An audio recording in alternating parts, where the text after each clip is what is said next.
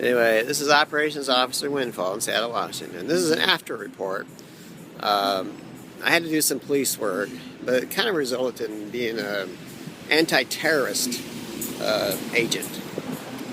So yesterday, the Seattle Police Department, and this is a screenplay, so look at it in those terms. All you law enforcement people out there, be creative, think outside the box. So anyway, the last gun buyback by the police department in Seattle resulted in two hand grenades obtained illegally from the United States military being offered to persons. One of those grenades was offered as a incentive to gain money. That is, they could use it to extort someone, which is a pretty powerful thing, The other one was supposed to be sort of like a martyrdom operation.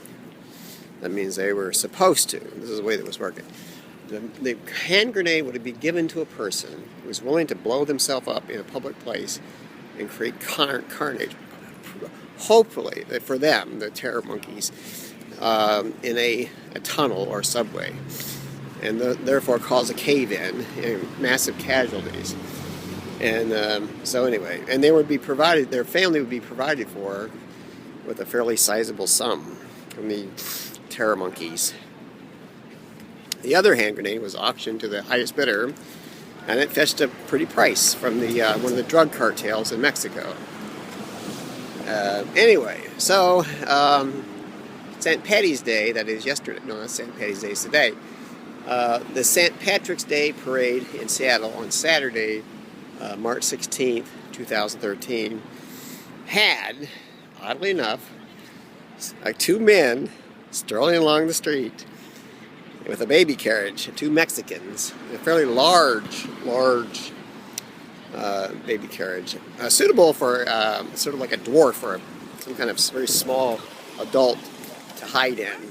Now, anyway, these motherfuckers, as I say, this drug cartel was trying to extort from businesses in and around downtown Washington a sizable sum to be deposited to their offshore bank account.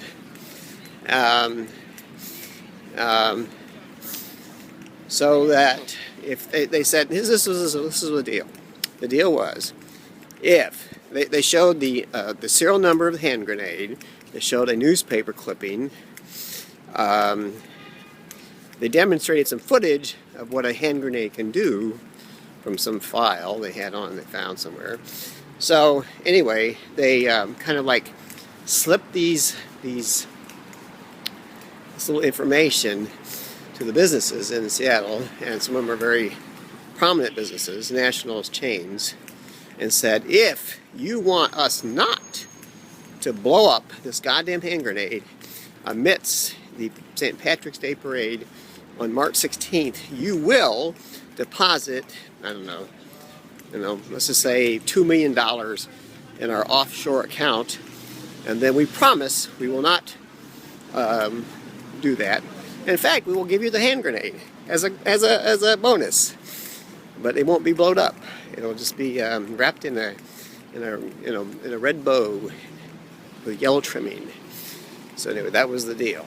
Now, the businesses were apprised by the drug cartel terrorist monkeys not to give any information to the Seattle Police Department, the FBI, or anybody else, lest it automatically result in a terror operation. That is, a blowed up fucking baby carriage and carnage in this parade. So, what happened was, my people, that is, the people who worked for the CIA, my boss, John Brennan, and others, found a way to locate the motherfuckers by an inside informant who would give us approximately where these people would be and what to look for. And so I was searching the area during the parade, and I found the motherfuckers. I took some video of them, and I shot it up to YouTube, and as a consequence, they were put off from their motherfucking extortion attempt. The thing is, what happened was, now this is the gospel truth. They had some little kid, I think it was a little kid or a very small adult, in the baby carriage, holding the grenade. They had pulled the pin, and they were holding the grenade, and they were told to hold the grenade tightly, but not to do anything until they were told to do otherwise. At that point, they would have thrown the grenade out of the baby carriage, and all hell would have broken loose. Well, the problem is these motherfucking stupid motherfuckers couldn't figure out how to. Once they figured out they couldn't get any money for their fucking goddamn fucking extortion attempt, they couldn't put the goddamn pin back into the goddamn grenade. So they were stuck. They said, "Holy shit, we can't put the goddamn pin in the goddamn grenade."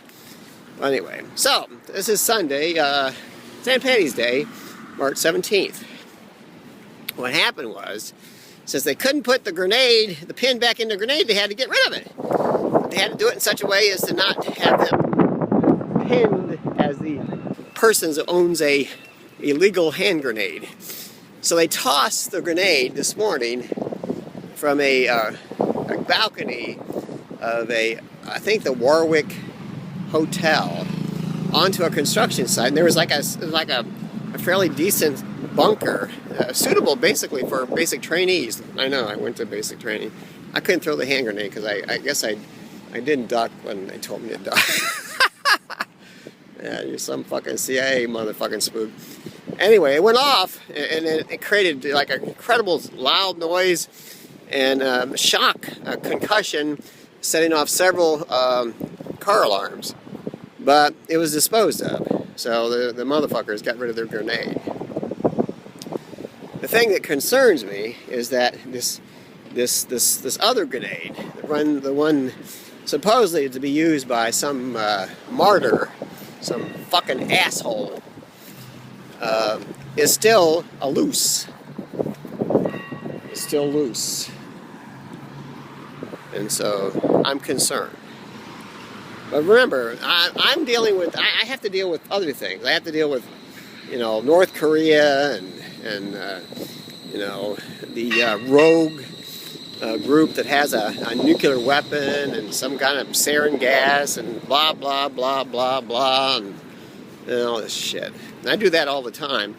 But this is not really a police matter, but this kind of like goes under the banner of, police work. So I did my duty. But the only reason I know there were 2 hand grenades is because the CIA told me. Anyway. Which I've confirmed.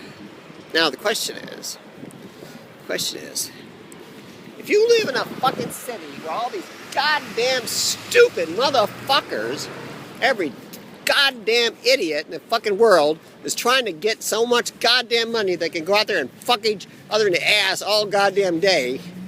I mean, that's all they want to do. They just want to fuck and eat. That's all they want to do. Goddamn motherfuckers. I mean, this is the apocalypse. I swear to God, this is a fucking goddamn Armageddon. This is the end of the fucking world. This is a pitiful motherfucking place. But that being said, it is what it is. Anyway, and the reason I like it is because, what do you, when you think of 666, what do you think of? Well, you think of the beast, right? The Antichrist. Right? What does the beast all want to do? Wants to bring on the end of the world, right? Well, the end of the world is upon us, baby. The end of the world is upon us. I'll go fuck yourself. Anyway, but I still have to do my job. What's your job? I'm an operations officer with the Central Intelligence Agency. And sometimes, the devil herself. Anyway, or we should say Old Scratch. And now, my friend John, I won't say which John is that. And there was also Bill. Bill told me, and Brian said the same thing. They all said, you're going to end up in fucking prison, you goddamn asshole. I said, yeah, I know, but I got to do my job. He says, yeah, but you're doing your job in such a way as like you're going to be in fucking jail. I says, all right, send me a goddamn jail. And I said, we will. And I said, when? Well, after you're not useful anymore. So as long as I'm useful, they won't let they won't send me to prison. One of these days, baby, I'm going to be in prison. But, you know, they can't really keep the devil in jail too long because, after all, they have to have the devil. Anyway, the time is, I don't know, let's just call it 2:22 p.m. Pacific Daylight Time. Today is March 17th, 2013, and I'm in, where the fuck am I? I'm by the Westin. I had a card for them once, but you know, it wasn't my card, it was somebody else's card. Anyway, anyway. Now here's the thing. There's this guy named Curtis LeMay, famously wanted to bomb the goddamn North Koreans, back to the Stone Age. He had all these big ass bombers. They weren't B-52s. No, I think they were B-52s. But anyway, he said, "I'm gonna bomb them back to the goddamn Stone Age." That was his motto. Well, you know, Truman Eisenhower wouldn't let him do that. He wanted to. There's also a scientist also named LeMay, who basically created a theory called the what does it say? The gradient of Shannon entropy, and anomalous cognition. Anyway, it basically, that's what it is. Anomalous cognition. Basically, it's called the AC system, which is the Antichrist system, right? Basically, it allows a person to see things that other people can't see because you have this kind of an anomalous perception of things. Like, I'm looking at this thing and I'm thinking of my horse. My horse is my terminal. My terminal is, of course, my connection to the archive. The archive has everything that can be known and ever will be known is in the archive. And my horse is my access point. And there's also another kind of like helper, which I will not name because of the secrecy, the very sensitive nature of the thing.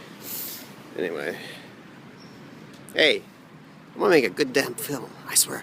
I'm gonna call it The Life and Times of the Antichrist. Yeah, because it'd be a good movie, I swear to God, it'd be perfect. Anyway, I don't know, sorry. I don't know. I gotta be careful. You know, you're not supposed to cuss in front of kids. I mean, even if you're the goddamn devil, you're not supposed to cuss in front of kids. It's just forbidden. I mean, I think it's forbidden. Isn't it forbidden? Oh well. That's all I can say. Oh, yeah. I'm gonna try to watch the end of this movie, Prince of Darkness. It's really a good movie.